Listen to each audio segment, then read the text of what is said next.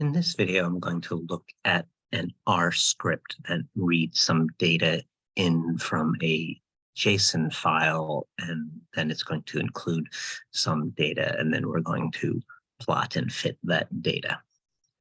Okay, so let's have a peek at the data. So first, I'd found this data somewhere out on the internet, and I apologize, I don't remember where. But it was about sort of some astronomy data about planets for the most part.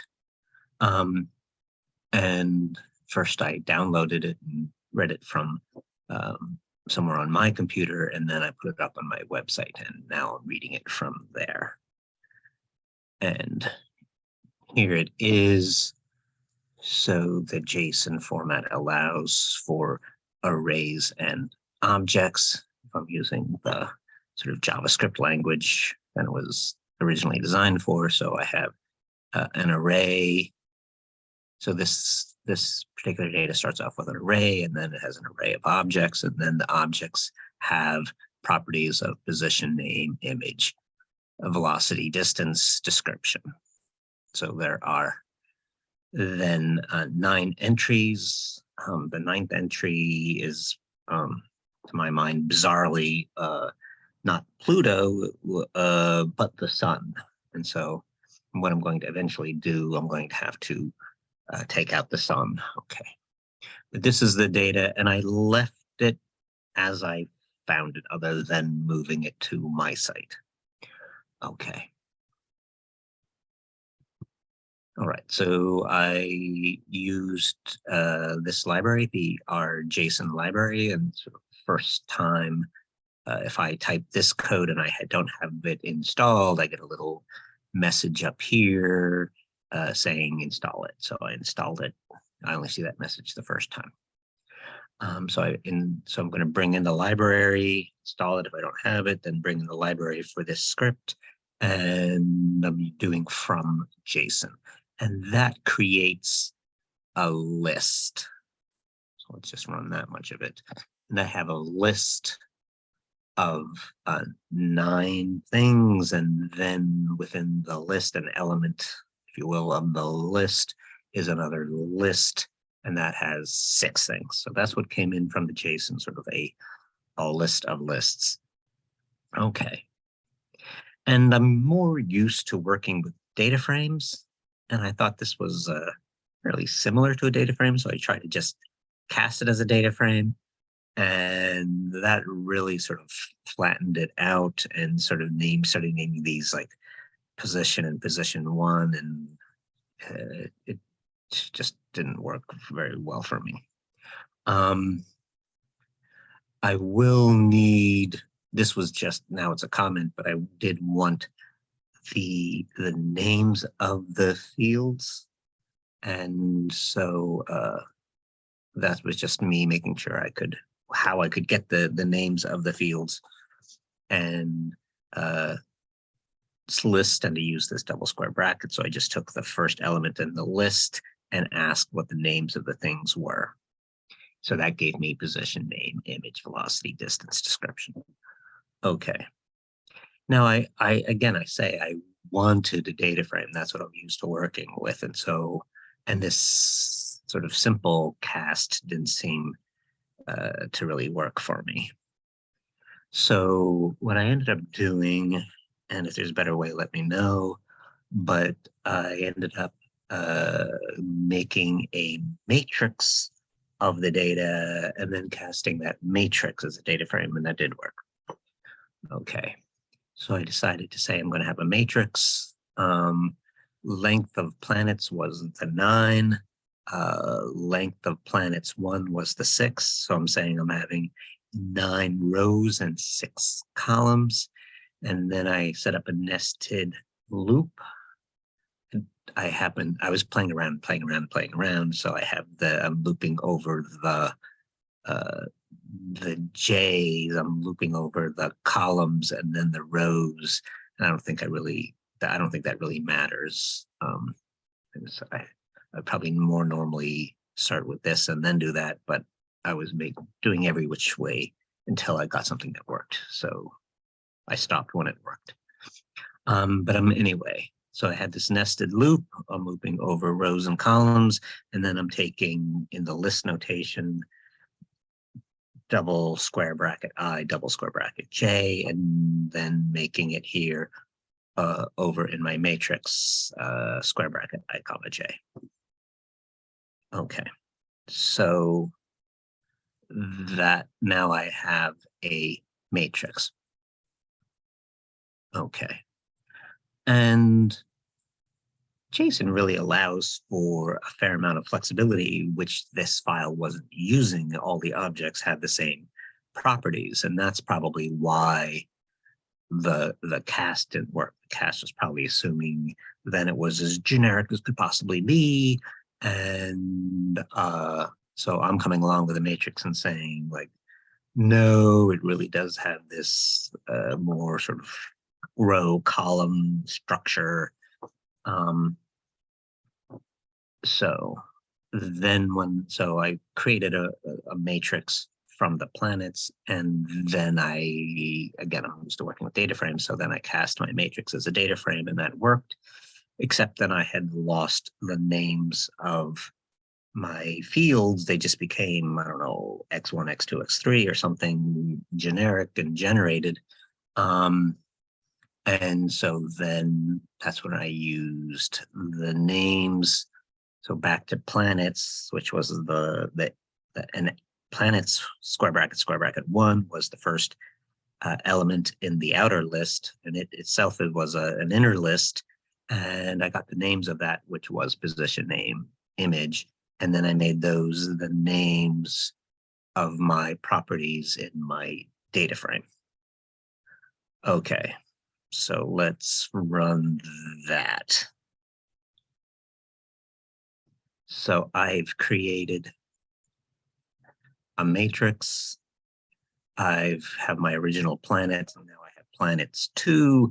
It's not saying list anymore, so it's not a list. It's a different structure. It's a data frame now.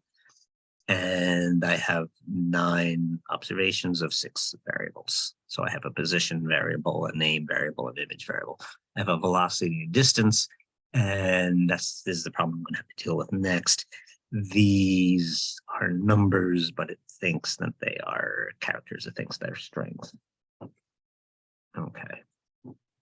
So if I have a data frame, then I can do a simple sort of cast of all of the velocities. So planets to $ velocity equals as.numeric parentheses planets to $ velocity, and the same thing for distance, and that is going to cast these 2 properties then to numbers.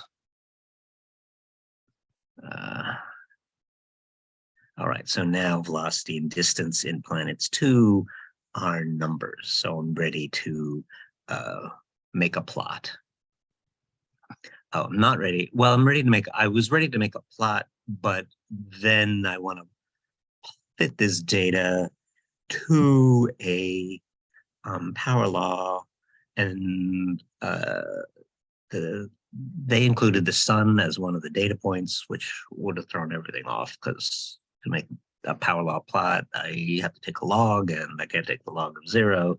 So I needed to eliminate that. And so I use subset. So I'm taking my data frame planets 2. I'm going to take a subset of that where the distance property is not equal to 0. So that's everything but the sun. So this eliminates the sun. So right now, planets 2 has 9 observables of 6 variables. And after I run this, I should be down to 8, and I should no longer have the sun in there. Okay, and the sun happens to be the last one, but that doesn't matter. It's based on the property. So wherever the sun happened to be, that would eliminate it. Because you can eliminate based on position, but that's not what I was doing. So now I have 8 observables. So I don't have poor Pluto, but I have, Mercury, Venus, Earth, Mars, Jupiter, Saturn, Venus, Neptune, Pluto, not Pluto, sorry. Okay. Now that was all the JSON stuff and the casting and getting a data frame. And now I'm just playing my old plot and power law stuff. So I'm plotting, I'm going to plot the velocities. I'm using the tilde notation. So this is the y, the velocities will be on the y, and the distance will be on the x. And I'm going to title it planetary data. The x label will be distance, and the y label will be velocity. So there's that plot. Then I'm going to fit the data. So I'm using the LM linear model. And I take a log of the y's and a log of the x's. And taking both logs allows me to move towards a power law fit. And I get down here the summary. And then I'm going to pull out the coefficients. So, and I always have to match this thing that's in the coefficients. This sort of name of a coefficient has to match what I see in the summary. So that's why I always like to produce a summary. And the log planets to $ distance, that coefficient is the power. And then if I do the intercept one, I need to take the exponential of it to get the coefficient. So I'm going to grab the power and coefficient. And there was the power was about -0.5 almost, and the coefficient was about 401. Okay, now I'm going to add that curve. So I'm going to use the curve method and the function with the function with the variable as x. So it's the coefficient times x raised to the power. I'm doing what's my range of x's. I'm going from 0. I'll go up to about 5,000. I'm going to add it to the data that I already have, and I'm going to make the color red. I keep wanting to hit erase, but so there is my fit added, so it's a pretty good fit. And now I want to display the equation. So often over here in the environment, this looks sort of tame, but often when I try to add the equation, I'll end up with, 16 decimal places or something crazy, and I want to cut that down. I've learned my lesson. Sometimes I've learned my lesson to plot the curve before I round. And so now I want to round these. I'm rounding them to like 4 places after the dot. And that's probably overkill for the coefficient, but it's probably good for the power. But I was just being lazy and doing both the same for both of them. But I want to cut these down so that when I display it, it doesn't take up too much space. So I'm just running that. Nothing to really see there. Now I'm going to create the equation y equals the coefficient times x raised to the power.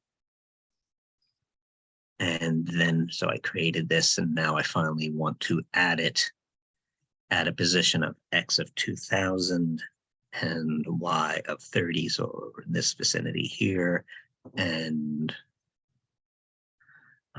run that. So there's my displayed equation.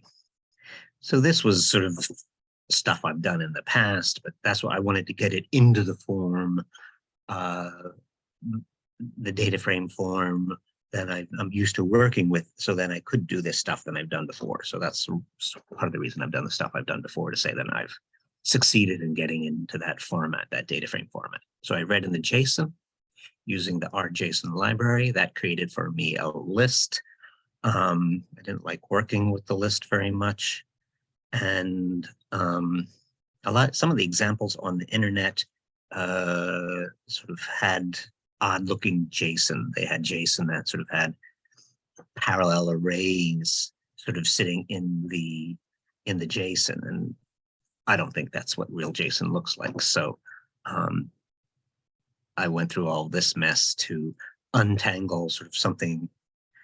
And I grabbed this JSON off the internet and just stole it from somewhere. So it is sort of real JSON.